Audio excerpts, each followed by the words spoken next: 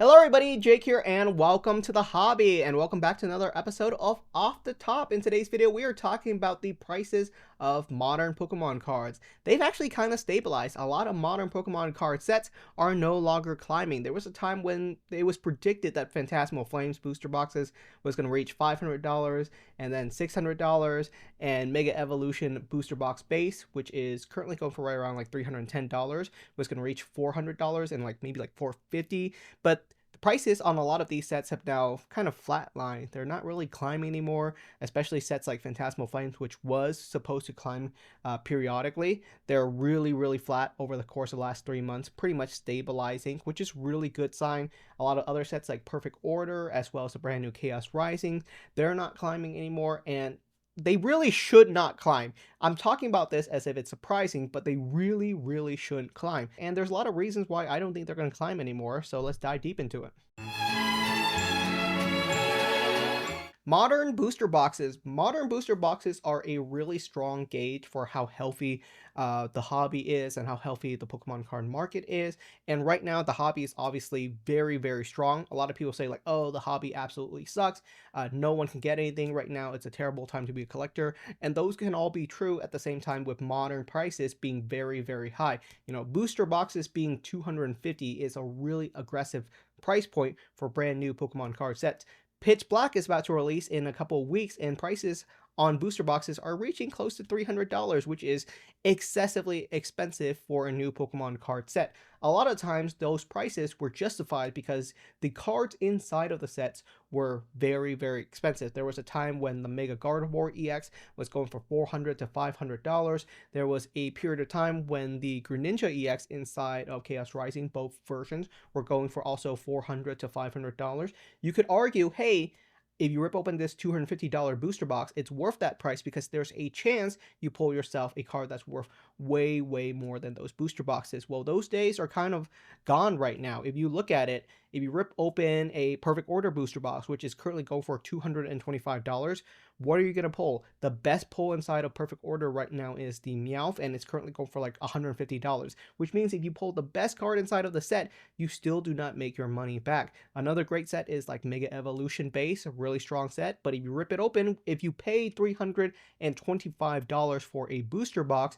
you're basically going to get yourself, if you're super lucky, I guess, like Lucario EX or maybe like a Gardevoir EX, and those are ranging for between like maybe like $250 to $200. You're not getting your monies back even if you pulled the best card from these sets, and that's really weighing down the prices on these sets. It's preventing them from climbing much higher, which I think is a good signal for the market. Over the next year or two, we are going to get restocks of Perfect Order. We are going to get restocks of Mega Evolution, and people are still ripping open thousands and thousands of these booster boxes every single day, and it's going to add up and accumulate as more and more singles go onto the market.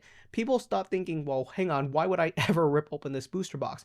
And if they reprint a booster box that you don't want to rip open anymore, it's going to tank the prices on a lot of these sets. When I say tank, I really just mean bring it down to like a moderate, reasonable level, because let's be honest, we're talking about it as if $250, $300, $450 for a modern booster box as the norm, when it really isn't. These booster boxes should be closer to like $150, $120 even, and even then, if you rip it open, you're still not making your money back. The expected value is so low right now. The expected value of a Perfect Order booster box is roughly $80. You're ripping open a $225 booster box, and the expected value is $80. For another set like Mega Evolution, the expected value is like 110, 120. A $300 booster box, and you rip it open, and on average, you're going to get back yourself like $110. That's not good value overall. And a lot of people are just choosing, you know what, I don't feel like ripping open these booster boxes. There's no reason to buy a Perfect Order booster box right now. It's not investable. It's not worth ripping open. A lot of these sets are not investable and not really worth ripping open because they're not climbing and there's nothing to rip inside. And so that's really reducing the demand for it. A lot of people simply are saying, nah, I'm not going to buy it. And that's going to hurt the market. And scalpers are going to start to feel that over the next 6 to 12 months. There are some sets that are just going to sit on shelves right now. In fact, right now, it's actually more value to rip open an older set like Twilight Masquerade. This never happened, but Twilight Masquerade, which is the previous Greninja set, has more expected value inside of it than Chaos Rising. If you rip open on average Twilight Masquerade, you get a higher expected value than if you rip open Chaos Rising. What a weird world. It should be the reverse right now. But a big part of that is because Chaos Rising is already so expensive, it should be a little bit cheaper. And so the market will move. There is an invisible hand on the market that automatically sort of self-corrected. The reason the prices on the booster boxes are high is because the singles were expensive and it justified paying a higher prices. But as the singles start to push down the prices on a lot of these sets, it's going to keep those booster boxes from climbing much higher. And I do expect with additional restocks that these modern sets should stay a little bit more normalized. I think a lot of people were investing in these sets a little bit too aggressively. They're modern Pokemon card sets that are 6, 8, 9 months old. They should not be $300 a booster box on release. So it'll be interesting to see if the market actually self-corrects or not. The one outlier would absolutely be Phantasmal Flames, which I haven't talked about yet. Phantasmal Flames is absolutely the outlier. Booster boxes are really expensive, and it is the one set right now outside of Ascended Heroes. But Ascended Heroes is a special set. It has to be treated separately because it doesn't have booster boxes. But Phantasmal Flames does have a super expensive Charizard card inside of it, and people are willing to scoop it up. I have booster packs of Chaos Rising priced right now on my store for right around $6. I don't have a ton. Like, I'm selling literally 4 or 5 packs a day. But I have booster packs of Chaos Rising on sale for $6 a pack. And I have Phantasmal Flames booster pack set at $8 a booster pack. And the Phantasmal Flames booster packs are outselling the Chaos Rising. Like, people are way more willing and way more likely to buy Phantasmal Flames from me at a higher price than they are willing to buy Chaos Rising. Like, even though Chaos Rising and Perfect Order are way cheaper on my site. So it'll be interesting to see where that goes because Phantasmal Flames does have a super expensive Charizard. So the math still works out that if you rip open a Phantasmal Flames booster box for $450, if you pull yourself a Charizard card, it's still really, really, really worth it to rip it open. But that's few and far in between, and it's one single outlier example. The general state of the market is that all of these modern sets are going to drop. And I don't see a world where Pitch Black can stay at $300 a booster box. It really needs to be at like $200. It's got a really cool chase card inside of it, but is one chase card really enough to like carry a market? I really don't think so. Chaos Rising is a great example. I don't think the Greninja is enough to carry the set any longer. It's a super cool card, but if that card drops down to like $300 to $200, which is absolutely heading towards that direction, it's going to keep booster boxes from climbing much higher. And it might actually start making the booster boxes a little bit cheaper if they keep restocking stores with Chaos Rising and no one's going to buy a booster box at $300 if there's no reason to, one, invest in it and no reason to rip it open. 30th celebration. Let's talk about 30th celebration because we actually have a lot of news on it. So we have the full product lineup, and it's a really strong product lineup. I gave my initial impression on it, and I've digested the information a little bit more. Every single booster pack contains 5 cards, which I think is a little bit weird. It doesn't make sense for this set to have only 5 cards inside of every single booster pack, similar to how the original 25th anniversary celebration, because the 25th anniversary celebration set, it was a very small set. There's only 25 cards in the main set and 25 subset card, whereas this new set has a massive full set as well as 30 classic cards. So it's a large set. At 5 cards per booster pack, you're going to be ripping open hundreds of booster packs of this set to actually get a decent collection of it. So I don't think it deserved to be a 5 card set. I don't know why the Pokemon Company made that decision. A big reason why they might have made that decision is that it just cuts down on their cost because they can print a lot more booster packs if every pack only has 5 cards instead of the normal 11 cards per booster pack. So it might have just been a logistic and business decision to make the packs a lot smaller.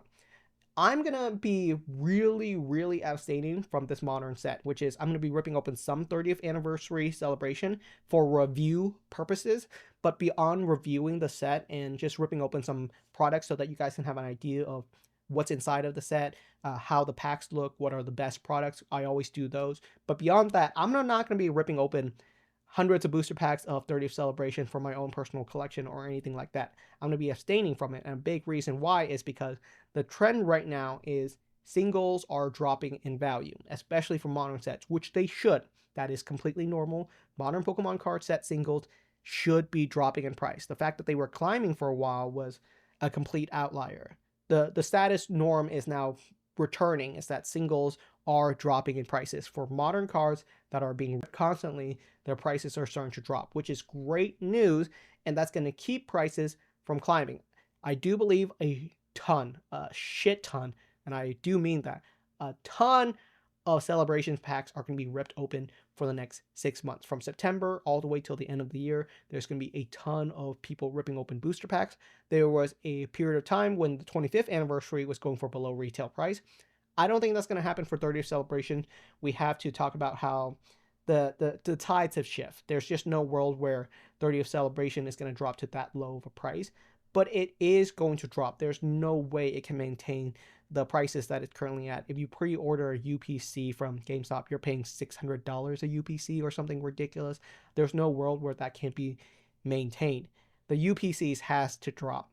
I'm not saying it's going to drop back down to like $150, but it's very possible for it to drop down to $400, especially maybe like $300 even. I think that's like where the market is currently at. I think the market truly values that UPC at closer to like $400 to $300 max. The market is just not that aggressive right now, especially for modern products that is very much going to be printed heavily. There will come a time when it will climb, but it can't be on day one. If you're someone that's interested in like the classic collection, I think it's completely okay to, buy a couple of products if you want to, especially the ones with the best pack to cost ratio. Rip them open, have some enjoyment. I think it's okay to buy your kid something that's celebrations related for Christmas. Indulge them a little bit. Have some fun immediately. But if you want to collect a set, you really have to be patient. The cards are going to reach their absolute cheapest price point, probably 6 to 12 months out, maybe even longer out. It took the 25th celebration set the longest time before it started climbing.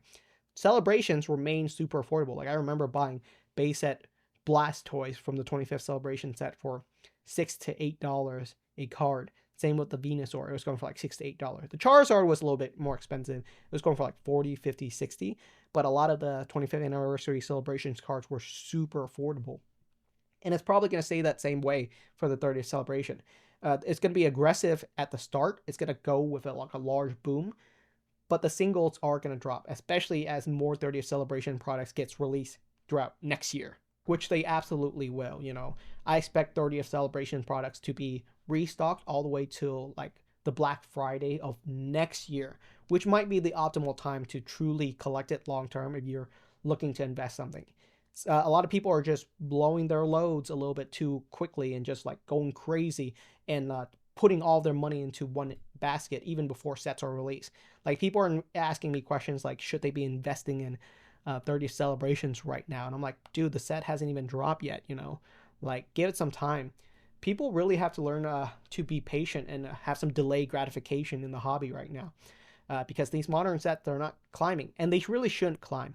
So that's my current thought for the week. Thank you so much for watching. Let me know what your thoughts are, and I'll see you guys next time.